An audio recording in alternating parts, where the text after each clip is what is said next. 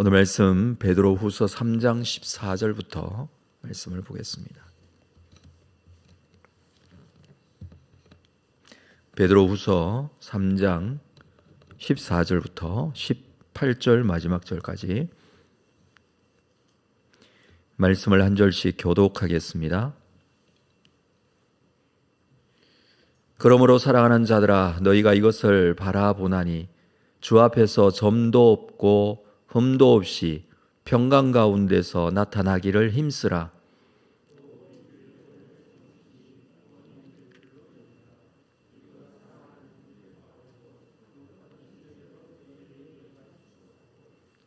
또 그 모든 편지에도 이런 일에 관하여 말하였으되 그 중에 알기 어려운 것이 들어 있으니 무식한 자들과 굳세지 못한 자들이 다른 성경과 같이 그것도 억지로 풀다가 스스로 멸망에 이르느니라.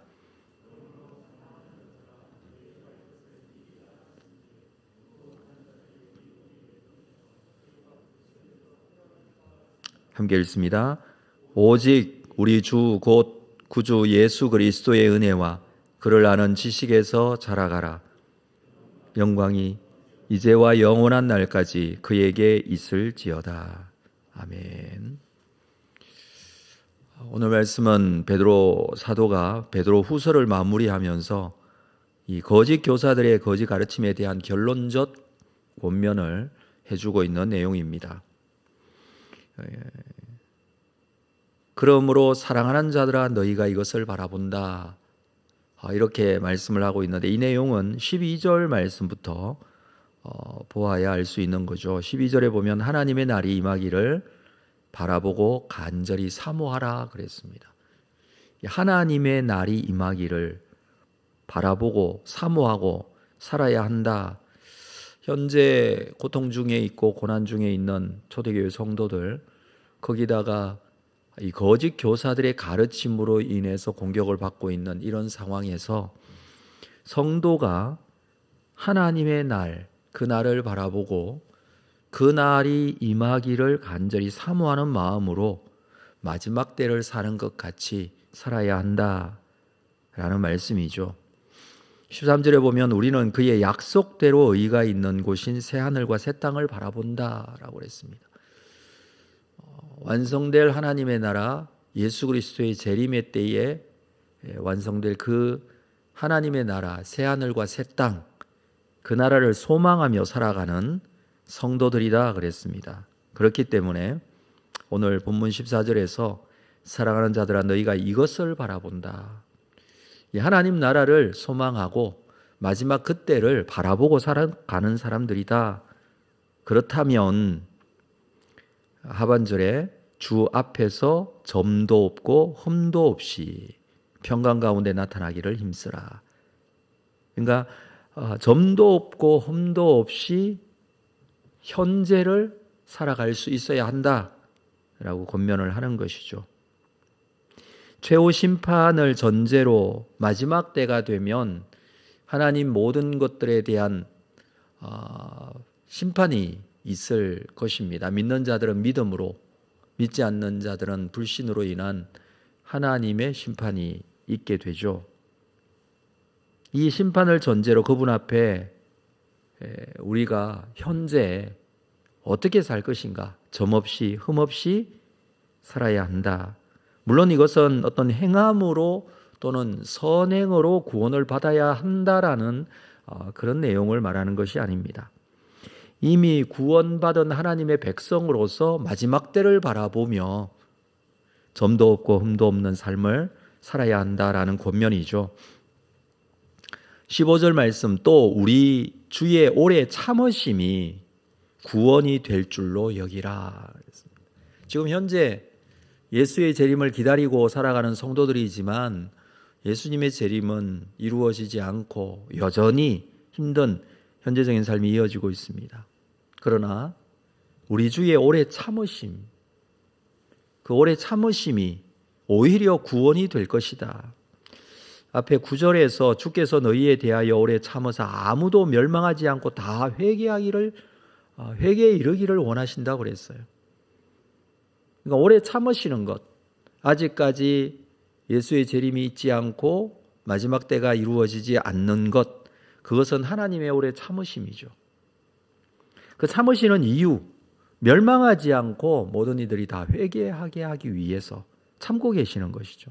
그래서 이 주의 오래 참으심이 구원을 이루신다, 구원을 온전히 이루시는 것이 될 것이다 라고 말해주고 있습니다.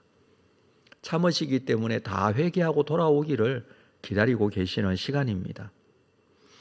우리는 재림의 시간이 아직도 차지 않는 것은 오래 참으심은 하나님의 사랑이고 하나님의 기다리심이다 라고 할 수 있습니다.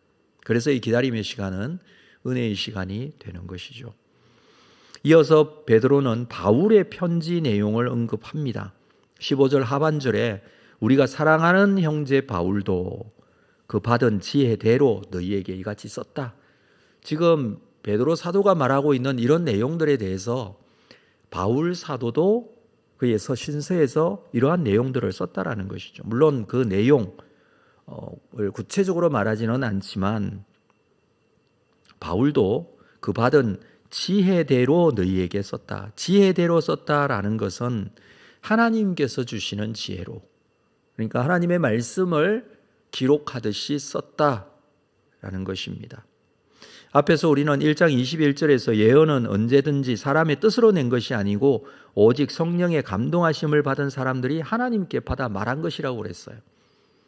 그러니까 이 예언의 말씀이라는 것은 하나님의 말씀, 하나님께서 주신 이 성령의 감동하심으로 기록된 것이죠. 마찬가지로 바울도 그의 편지에서 하나님께서 주시는 지혜대로, 하나님께서 주시는 성령의 감동으로 너희에게 이 내용을 기록했다라고 말해주고 있습니다. 자, 16절 볼까요? 또 그 모든 편지에도 이런 일에 관하여 말하였으되, 바울의 모든 편지, 우리가 알고 있는 것만 해도 바울이 쓴 편지들이 굉장히 많습니다. 로마서로부터 시작하여서 바울이 쓴 편지가 13권이나 그 이외에 또 작자 미상까지 한다면 더 많은 성경이 될 수도 있습니다. 자, 이런 성경이, 이런 바울의 편지가 기록되었는데 이 모든 편지에 이런 일에 관하여 말하였다. 이런 바울이, 베드로가 지금까지 말한 것이죠. 다른 것이 아니라 주의 재림, 또 주의 심판, 그리고 구원에 근거한 바른 삶, 이런 내용들에 대해서 지금 말하고 있지 않습니까? 이런 내용들에 대해서 바울도 그와 같이 말했다는 것이죠. 그러나 그 중에 알기 어려운 것이 들어 있었다라고 합니다.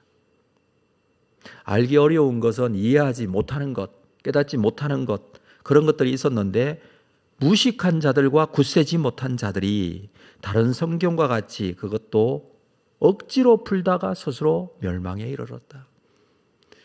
이 성경이 어려운 것이 되었고 알지 못하고 깨닫지 못한 것이 된 이유, 무식한 자들, 굳세지 못한 자들, 이건 성경을 제대로 알지 못하는 자들, 그리고 굳세지 못하다라는 것은 믿음 위에 바로 서지 못하기 때문에 말씀을 어떻게 했느냐 하면 자의적으로 해석을 했다는 것이죠.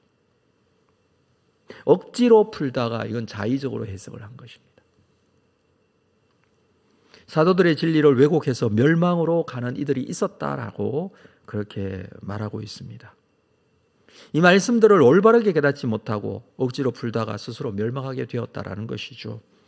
그래서 마지막 권면은 17절을 볼까요? 그러므로 사랑하는 자들아, 너희가 이것을 미리 알았은즉 무법한 자들의 미혹에 이끌려 너희가 굳센 데서 떨어질까 삼가라. 믿음 위에 서 있어야 한다는 것입니다.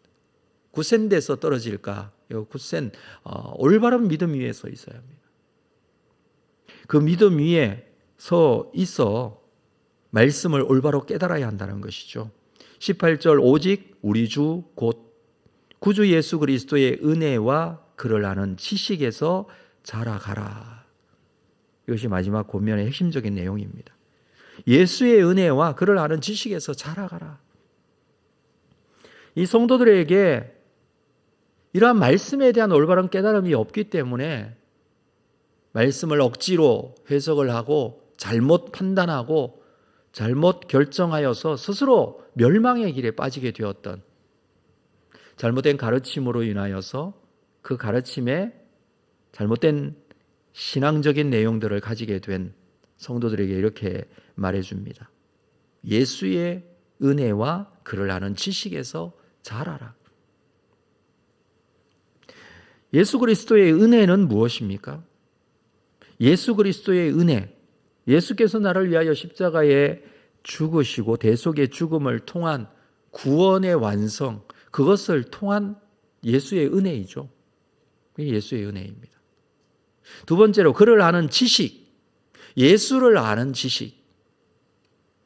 예수님에 대한 이 지식이 있어야 한다라는 것인데, 앞에서도 잘못된 가르침에 대한, 이단의 가르침에 대한 내용을 언급하면서 예수 그리스도에 대한 지식을 굉장히 강조를 했었죠. 그분이 누구이신지에 대해서 강조를 했습니다. 어떤 분이신지, 어떤 일을 하셨는지, 그것이 나와 무슨 상관이 있는지.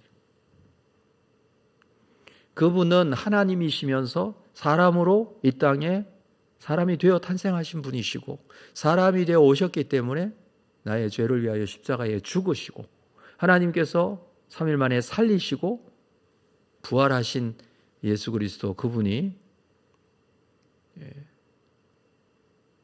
하나님께서 거룩하게 하셨을 뿐만 아니라 하나님의 보좌의 우편에 앉으시고 다시 오실 것이라는 예수 그리스도에 대한 지식. 자, 이것에 대해서 잘 알아가라. 내용을 확실히 알고 그 믿음을 견고하게 하고 이 내용의 깊이를 더 깊게 알아가라. 그렇게 권면을 하고 있습니다. 이것이 어려운 상황에 빠져 있었던, 잘못된 신앙과 지식 속에 빠져 있었던 초대교회 성도들에게 권면하는 내용입니다.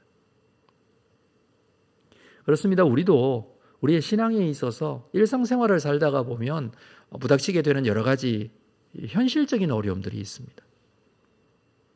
그 어려움 속에서 우리는 그 문제 해결을 위해서 그 문제점만 바라보고 기도하기도 하고 그 문제가 해결되기를 원하기도 하고, 그래서 때로는 그 문제가 또 지나가기도 합니다. 해결되기도 합니다만은, 그러나 늘 반복되는 현실 속에서 우리가 지칠 때가 있어요.